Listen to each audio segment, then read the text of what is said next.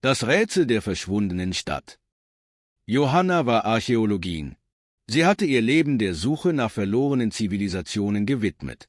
Eines Tages erhielt sie eine geheimnisvolle Nachricht aus Peru. Die Stadt existiert, aber du musst den Spiegel der Zeit finden. Neugierig und voller Aufregung flog sie nach Lima. Dort traf sie einen alten Professor, der ihr von der Legende der verschwundenen Stadt Alkira erzählte. Eine Stadt, die im 16. Jahrhundert spurlos verschwand und seither nur in Mythen existierte. Mit einer alten Karte aus einem Kloster in Cusco reiste sie tief in den Dschungel. Tagelang kämpfte sie sich durch dichte Vegetation, überquerte Flüsse und erklomm steile Hänge. Die Hitze war unerträglich, und Moskitos ließen sie keine Sekunde in Ruhe. Doch die Neugier trieb sie weiter. Schließlich erreichte sie eine Höhle, verborgen hinter einer dichten Wand aus Lianen und Moos. In der Dunkelheit entdeckte sie ein Artefakt, einen alten, polierten Spiegel. Seine Oberfläche war makellos, als hätte die Zeit ihn nie berührt. Als sie ihn vorsichtig in die Hände nahm, spürte sie ein Kribbeln auf ihrer Haut. Als sie in den Spiegel sah, veränderte sich plötzlich ihre Umgebung. Vor ihr erstreckte sich eine prächtige Stadt mit goldenen Gebäuden und Menschen in antiken Gewändern. Ihr Herz schlug schneller. War das Alkira?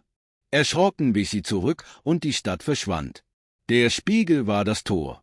Zittrig trat sie erneut vor den Spiegel und machte einen Schritt hindurch. Jetzt war sie in Alkira. Die Stadt war atemberaubend, kunstvolle Tempel, geschäftige Märkte und ein imposanter Palast im Zentrum. Händler boten exotische Früchte an, Kinder lachten, Musik erfüllte die Luft. Es war, als wäre die Zeit hier stehen geblieben. Doch die Menschen schienen nicht zu bemerken, dass sie in einer anderen Zeit gefangen waren. Ein alter Mann namens Tupan trat zu ihr. »Du bist nicht von hier, oder? Du hast den Spiegel benutzt.« Johanna nickte. »Ja, aber warum seid ihr hier gefangen?« Tupan seufzte schwer. »Vor vielen Jahren wollte unser Hohepriester unser Wissen für die Ewigkeit bewahren. Doch das Ritual ging schief. Stattdessen wurden wir aus der Zeit gerissen.« Johanna wusste, dass sie eine Lösung finden musste. In einer alten Inschrift fand sie eine Prophezeiung. Nur wenn das Mondlicht durch den Spiegel fällt, kann die Stadt befreit werden. Die Zeit drängte. Der richtige Moment war nah. Zusammen mit Tupan trug sie den Spiegel zum höchsten Tempel. Der volle Mond tauchte die Stadt in ein silbernes Licht. Als sein Schein auf den Spiegel traf, brach das Licht in 1000 Strahlen und fiel auf einen uralten Obelisken. Ein tiefer Ton hallte durch die Straßen, als wäre die Stadt selbst erwacht. Die Erde begann zu beben. Die Luft vibrierte. Gebäude flimmerten. Die Menschen hielten den Atem an. Lichtbänder tanzten zwischen den Tempeln. Dann wurde alles schwarz. Als Johanna die Augen öffnete, lag sie wieder in der Höhle.